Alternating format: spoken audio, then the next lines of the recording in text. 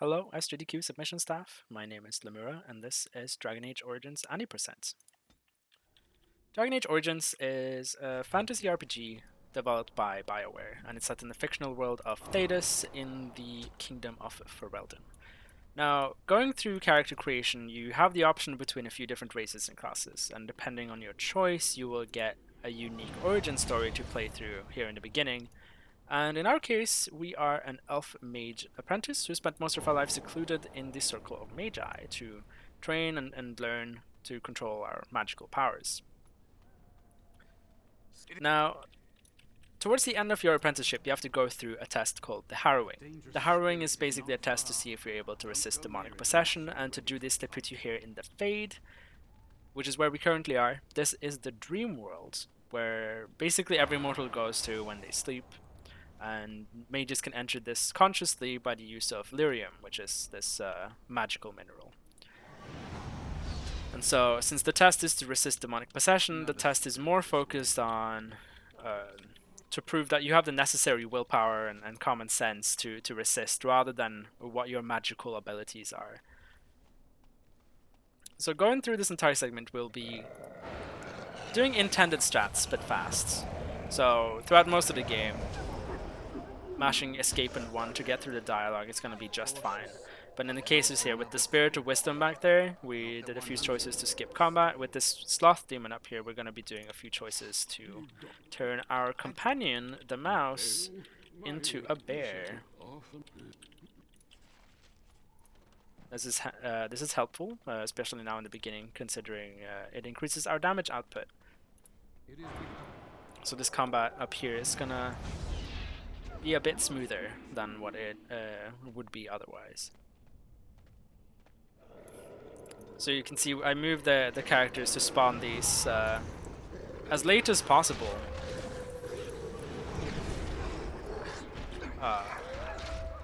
Well, I missed one of my spells, but I guess that's fine. The combat still went pretty well. Alright. That's surprising. Now coming up towards the end here, we will be fighting the Rage Demon. You would think that's the demon that we're actually supposed to resist possession from, but no, it's our companion, the mouse. So he's gonna be talking to us after that we defeat this one, and no matter what your choices are, the demon is still gonna let you go. It doesn't have an interest in possessing you for some reason. Now that we've finished our harrowing and become a full-fledged mage, we're going to be going through our first major glitch. This is called the attribute point glitch. Basically, you put points into a stat that you don't want, you press reset a bunch of times, and that lets you pull out even more points. As you can see now, we got up to 21 points. We're going to be doing this in 3 segments so that we get up to 600 points. And yeah, this is an ideal time for donations. I'm just curious. That Templar, Cullen, said it was the quickest, cleanest harrowing he'd ever seen.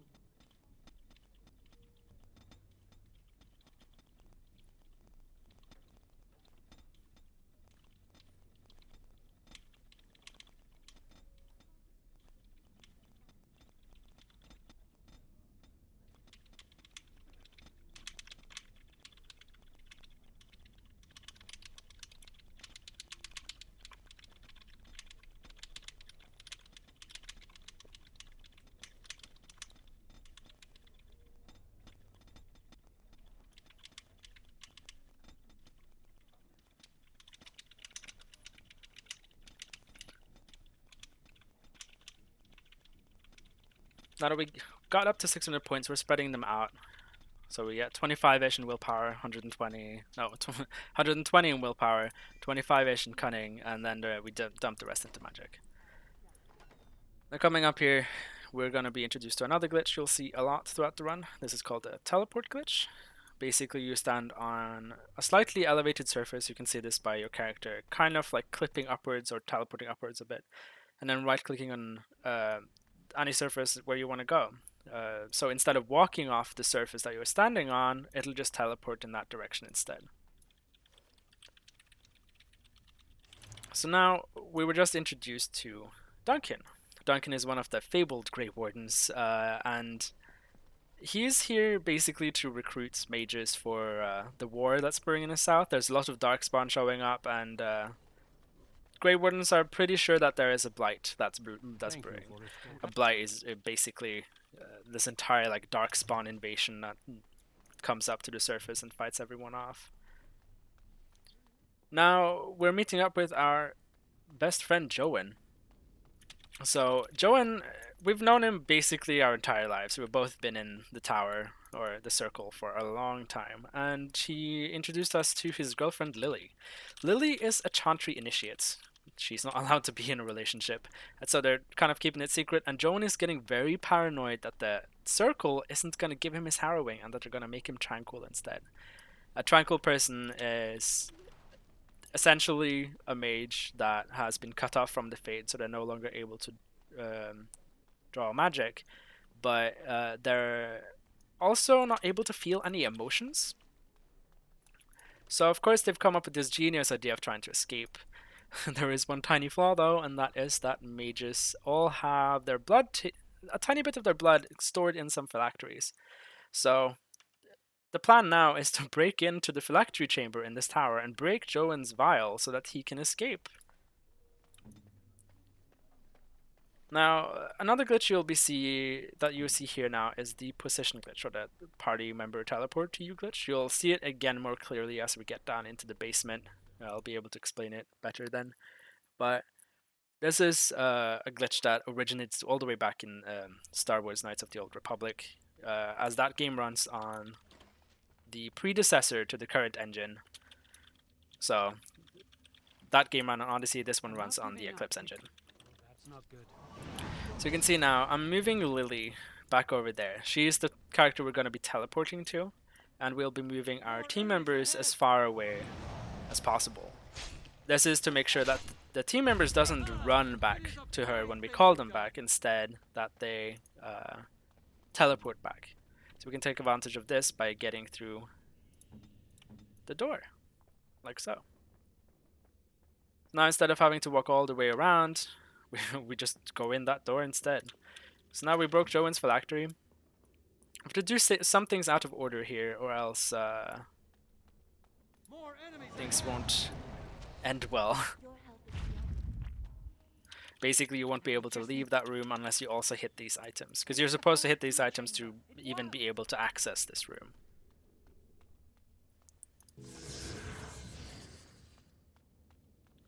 Now that we are actually escaping, we're going to be confronted, because Joan doesn't know this, but we are only helping him because the first enchanter told us to, so that we could catch him red-handed. And, well, guess what we're doing. Lemuura is a handsome-ass lad. What the shit? Also, I forgot to turn off my gold sounds for this recording, so that was a gold. That was a really fast segment. So, hi Bri, if you're watching this. Sorry. Now we're going to be showing off this glitch. We have no clue why it works, but I call it a bar glitch. If you wiggle in that corner, you'll just like teleport here and talk to that guy. I have no clue why this works. I was looking into this a lot. I don't have the slightest idea. It's so weird. There is no like leftover triggers or anything there, so we honestly don't know. The companion that we just picked up, that was Alistair. He is the newest Grey Warden recruit, and he is going to be supervising us as we go through our joining process. So we're going to be doing some joining preparations now. We're going to meet up with Duncan, and we're going to get our two other recruits that are also with us, that are going to be joining the order, Davith and Sir Jory. Now we're headed out into the Korkari Wilds because we have to pick up some Darkspawn blood, or we have to collect some vials of Darkspawn blood. We have to collect one for each of us, and they also want us to go and get some ancient Grey Warden treaties that would be used to basically convince any civilization to join us during a blight. That was a good wolf fight. So a lot of this is going to be strategically placing walking bomb. So basically when the target dies, they explode, which does a ton of damage to everyone around them. It's our only AoE type spell this early. Now coming up here, our constitution is very low, so if you're not paying attention, you can very easily die So you have to be careful. We're gonna be collecting our Darkspawn blood from these guys. And this quest, if you only collect half of the quest, you can hand it in for some XP. And you know, normally that's all well and good, but in this version of the game, you can just keep handing in the quest over and over and over again, and we kind of take advantage of that and level all the way up to level 12. So you'll see me talking to Duncan over and over again. So that's what I'm doing. I'll be paying attention to my XP bar in the bottom left to count how many levels I get, and we'll end up at level 12. So this is an ideal time for donations.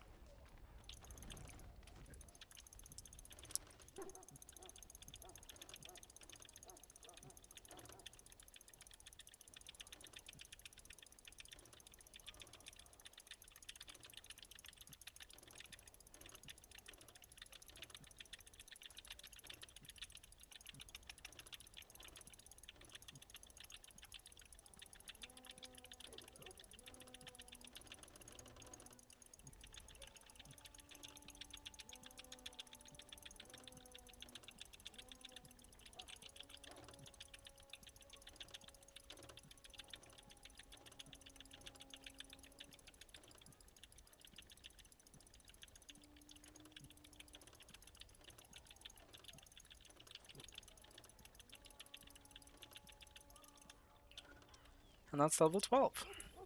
And we're going to be picking up shapeshifting, and we're going to be picking up some key spells here. Those key spells are Flying Swarm, Haste, and Anti-Magic Ward. So, if you cast Anti-Magic Ward on yourself, and then Flying Swarm, it actually blocks the transformation itself from Flying Swarm, but you keep all of the beneficial effects from it. So, those beneficial effects are a speed increase, some resistances, you get an AoE that surrounds you and damages enemies, and all damage taken to you is also done directly to your mana. But because we're in this hybrid form, when you run out of mana, you don't have a form to get knocked out of, so we are immortal, basically. Unless the spell gets dispelled, which is possible, but it has almost never happened to me during an any percent run. And you can see now, because of that, we also top this off with haste, and you get this super speed. So the run isn't as slow as it was before this, and we are significantly stronger now as well. Even though our magic stat is like the main cause of this, just being able to stand next to enemies and watching them die makes this a lot easier.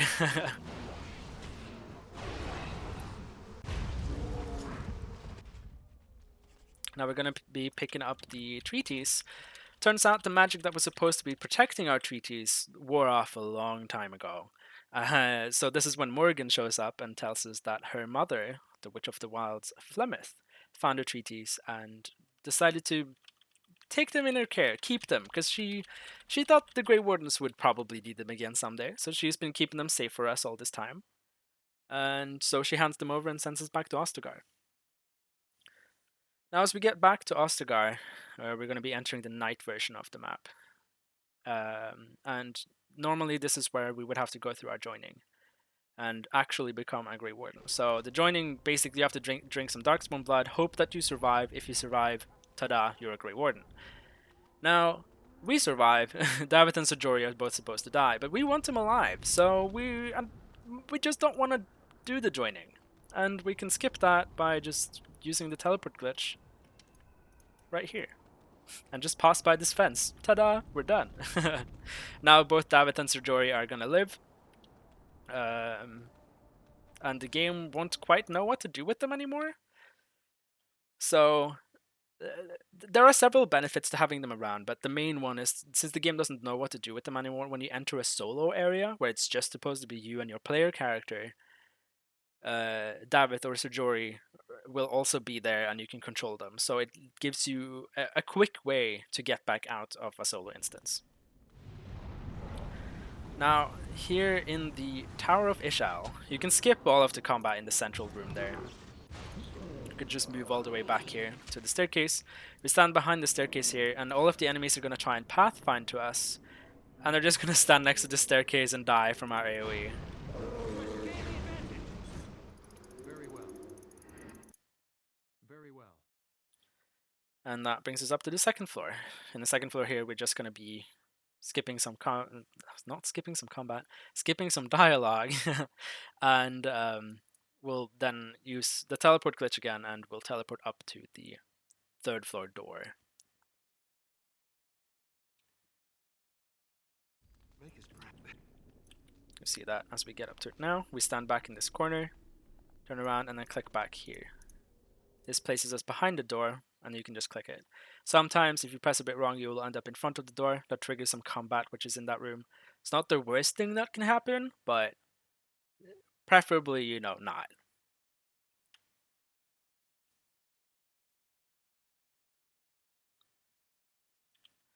Here on the third floor, we're just gonna be standing in this door frame right here and transforming into a bear. You can either bear or spider, either one works.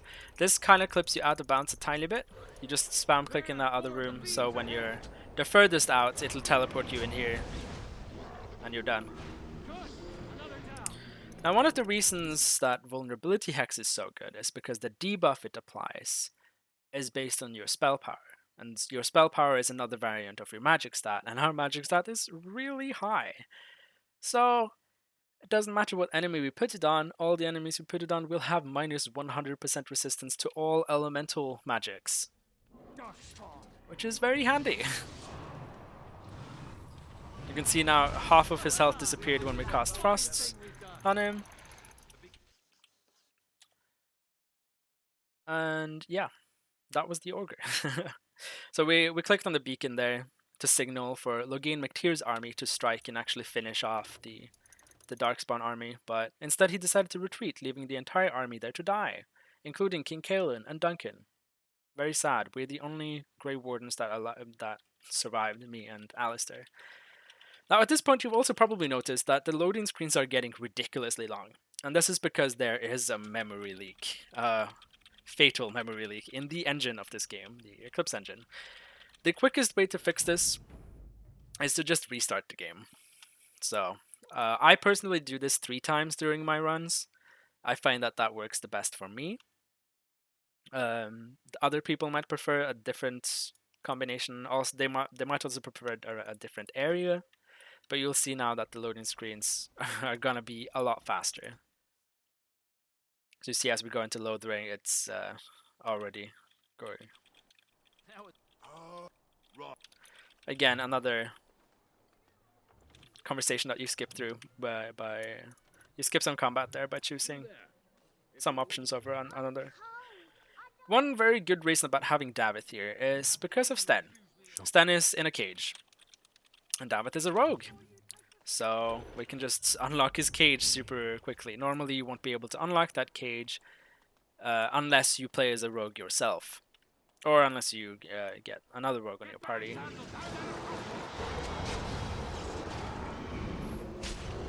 Alright. Wait. Oh. For some reason it didn't place my walk-in bomb, but that's fine. Not the best combat, not the worst. Now we're at the camp. We're gonna kick Sir Jory out. I don't like him. I'm sorry. And we're gonna head over to Lothering. No, not to Lothering, to Denerim. And yeah, you almost always get an encounter here. You hope for the merchant encounter, which we didn't get, sadly.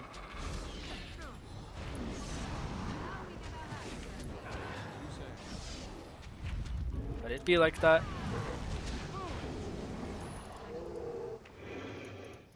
Can we like kill him? Thank you.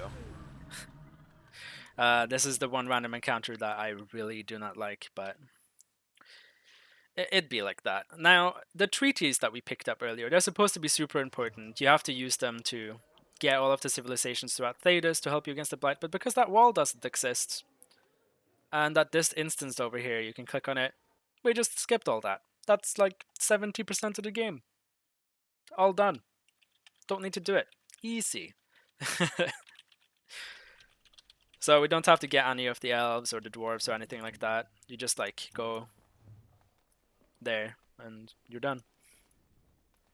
So now we're gonna begin preparations for the landsmeet and stuff like that. So the Queen's Maid was here now telling us that Queen Honora has been is being held captive against her will in the Arl of Denerim's estate.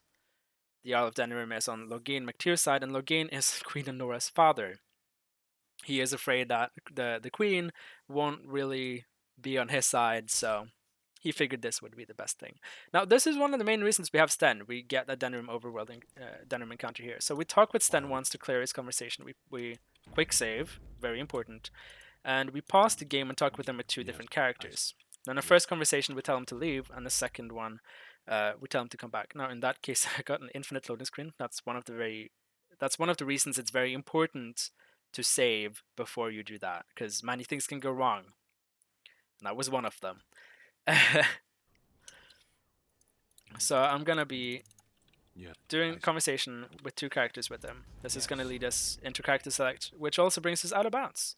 Basically, what happens is when you first tell him to leave, the game puts him in a default location outside, somewhere on the map, and then the second conversation teleports the entire party to him. And then we just get him back in the party. One of the easier ways to get out of bounds. Instead of going around the entire state, we just walk over the wagon there instead. We let these people die. And now we're gonna go and save Queen Anora. Normally, when you do this, you will have like disguises and stuff, but we're just gonna stand on these pots right here, use the teleport glitch to get out of bounds, and then walk to the exit from the basement, where you would normally leave from when you're done in the basement. We're just gonna go straight through there, no big deal. Gonna be losing a bit of time here because of that encounter as well. So this fight, basically, Hex on the Arl. Oh wow, normally I don't get knocked down and stunned. This is unfortunate. Wow. Where's the Arl? Where's it? There it is. Alright, take all. We have to get him for his key. We make sure our party is on standby. That was a mess of a fight, but that's fine. It happens sometimes. We also did have the random Denerim encounter beforehand, so can't always be perfect. Now, because we did things out of order, you saw there that Queen Anora, she was standing inside the door itself, which is funny. And now we are being captured and sent to prison, which kind of sucks. But because we have Davith and we made sure our team is on standby, Davith is gonna end up being at the start of the level here. So we just switch to him, walk out the door, and we go to our camp instead of going directly back to the market district. The reason we go back to our camp first is to prevent any encounters, because normally if we have an encounter, you want Sten there to be able to avoid the encounter. Going back to the camp avoids this. You don't go through the travel animation through Denerim at all. So then we just get back here to the market district and we'll go into Arl Eamon's estate. Talk with them. They're going to be surprised that we escaped. And then we just have to do some final preparations before the lance meets. The lance meet is basically we're going to be choosing who's going to like lead Ferelden, because apparently Alistair has a claim on the throne because he's like the bastard child of the, or he's like the half brother to the recently dead king, something like that. So yeah, he has some weird claim to the throne. And Loghain is 100% sure that the blight is a hoax made up by the Orlesians so that they can invade the country and take over Ferelden. It's a mess. There were supposed to be 200 Grey Warden warriors coming from Orlais to help us against this blight, but no, they were turned back at the border by guess who? Loghain. So now coming up here to the alienage, we're going to be using a ladder completely intentionally by climbing it. But you're normally not really like this. This lets you get out of bounds. And we just walk towards the end instance here in the alienage. We skip all of the like investigation around here and stuff like that. Get in here again.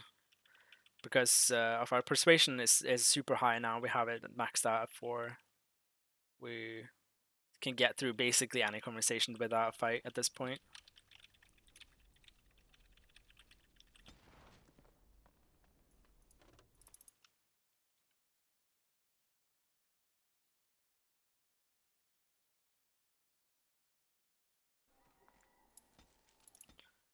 Brings us back to the market district.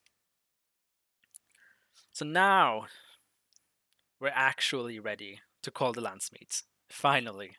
We're done with our preparations in the alienage. And again, it seems like we're getting another Denrim encounter. That is unfortunate. Pause the game. Yes. Yes. See, that brings us out of bounds. This time, since there are no enemies on the minimap, I know that I have to go back down here and go through this door instead. If there are enemies on the minimap, I know that I'm supposed to go through the other door. Because it depends like where you come from. It's the same map that's reused, it's just from different entry points.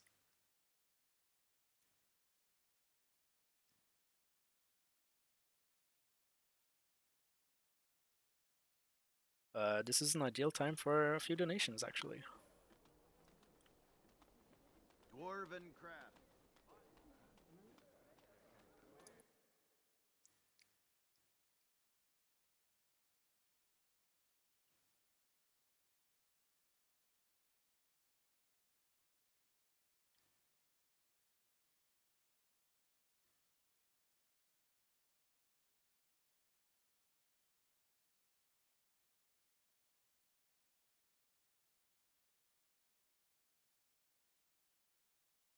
There's also one thing I forgot to do, and that is to restart my game. Usually I do this at the start of my Landsmeet split, but we'll just do it as we get out of our humans' estates.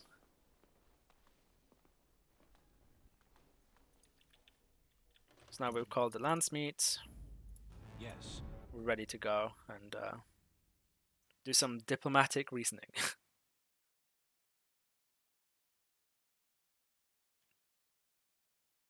So yeah, you can see the loading screens are beginning to get kind of ridiculous.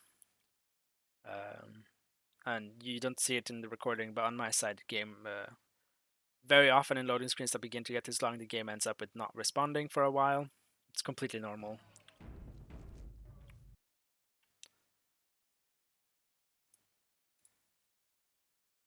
Now, a fun fact, actually, about the name Thedas, which is the name of the world that you find ourselves in, is that it's actually an acronym. It stands for the Dragon Age setting.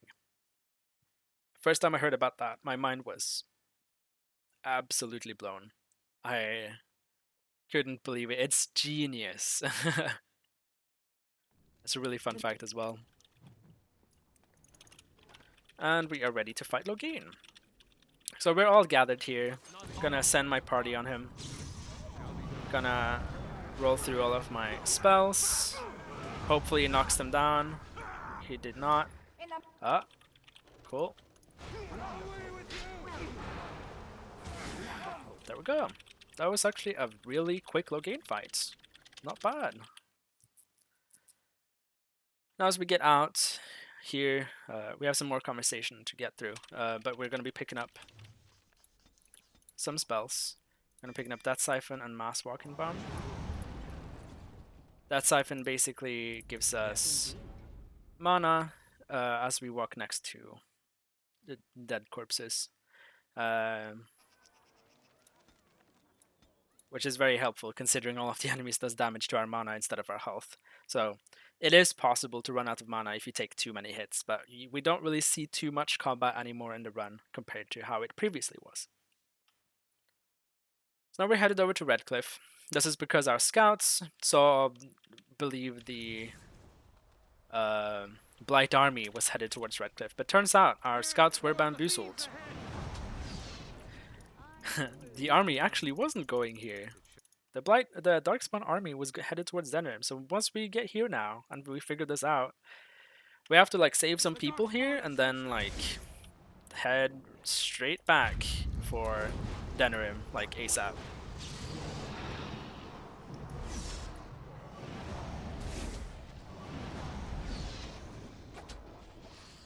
Now we just gotta finish off these enemies that's around here. We do this by just like walking up to them, letting them die from our AoE attacks. Oh. Here. That one died by itself. You can see now, because we left our party there, everyone's gathered up here. This is very handy. Then we just let them, the rest of them die like this until the ogre spawns. And we're very lucky here. The ogre can definitely stun lock you, which would suck, but it didn't happen. That was a really good fight. That was super fast.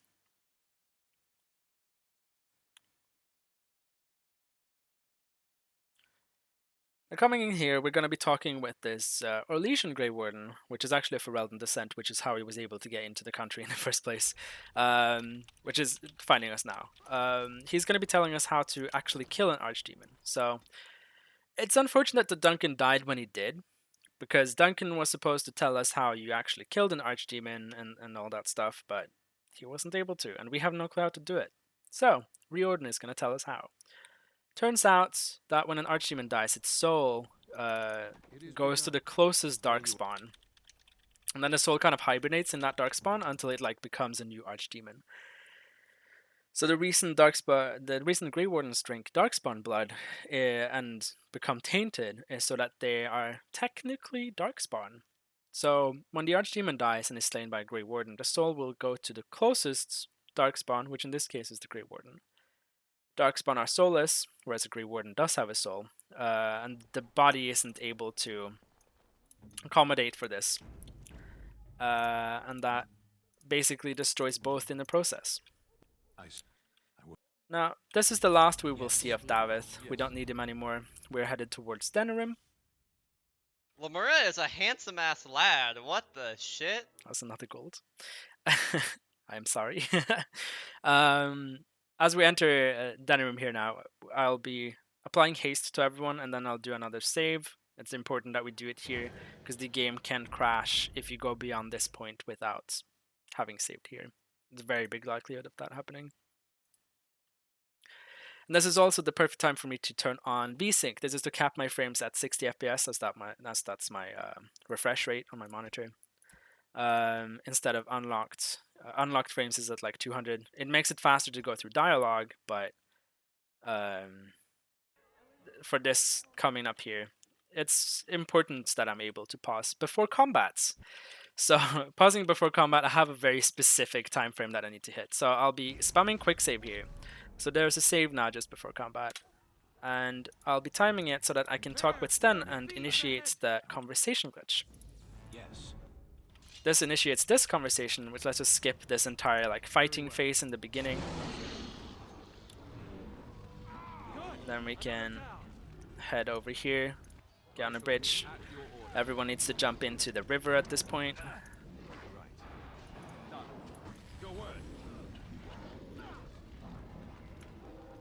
As you wish. Oops. Come on. We select everyone. We move them all over there. I have to move them closer later, because they can't get close enough by clicking itself, because there's no pathfinding. So I have to walk them manually. So get my main character over here. I can pathfind this far. Okay, that puts us out of combat. That's great. I'll be quick saving right here. Clicking in there. Bringing us to the market. And I think this is another gold. Yep. Lemuura is a handsome ass lad. What the shit? I'm sorry I forgot to turn off my gold sound. But I hope you kind of find it funny. I don't know. So we're doing a lot of the conversation glitches here towards the end. You saw that was another infinite loading screen. You can see immediately that because you get the quick loading down in the bottom right. Usually the way I fix that is by when you get into the game again, I click a few extra times with one of the characters is usually how I end up fixing it. Yeah. Yeah, so you can see that worked. Now we're just gonna beeline it straight for the end exit here. This is gonna bring us straight to Fort Draken. So the Archdemon, we're kind of luring the Archdemon to the top of the tower, and Reorden is going to try and do as much damage as possible, but sadly he doesn't succeed, ends up dying in the process, so we have to finish the job.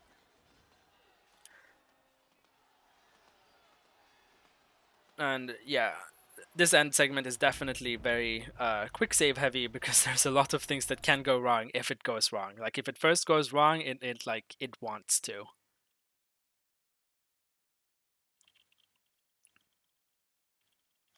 Again, saving before combat to initiate conversation with Sten. Again, the reason you want to do this as well a few times is because sometimes he just disappears like that. The Darkspawn have sensed us. And that is unfortunate. Darkspawn. There we go. Yes. We got him. We got it eventually. This is one of the skips I found. The skip's a big RNG fight here. If I remember correctly, this should save... if you get his first try and stuff, I think this saves like 30-40 seconds or something. Now this is unreliable now. It used to be more unreliable back when we had a full team. I'm just gonna quick save. Ah, we got it first try, nice. Getting him out of bounds there, it isn't always easy. A lot of the times, the character just like ends up in bounds instead.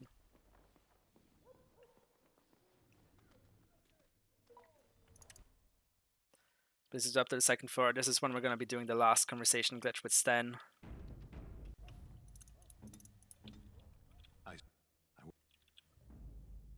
Another infinite loading screen, that is unfortunate. Yeah, this is no longer... This run did have world record potential. Sadly, it no longer does, but it was a good try, though. I will. Yes.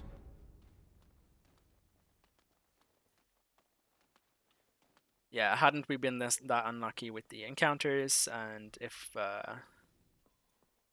Fort Draken here had been nicer to us, this could have potentially been a world record, but oh well. It do be like that sometimes. So now coming up here, we're going to be fighting the Archdemon. This is going to be a really quick fight. Basically, get vulnerability hacks on ASAP, and we just like go down our spell list, cast every single thing we can on her. Stand over here, you see she's like freaking out, going everywhere. It is begun.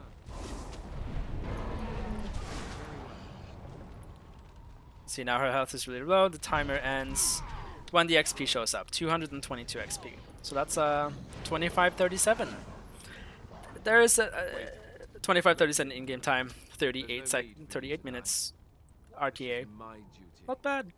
I should be the one to kill it.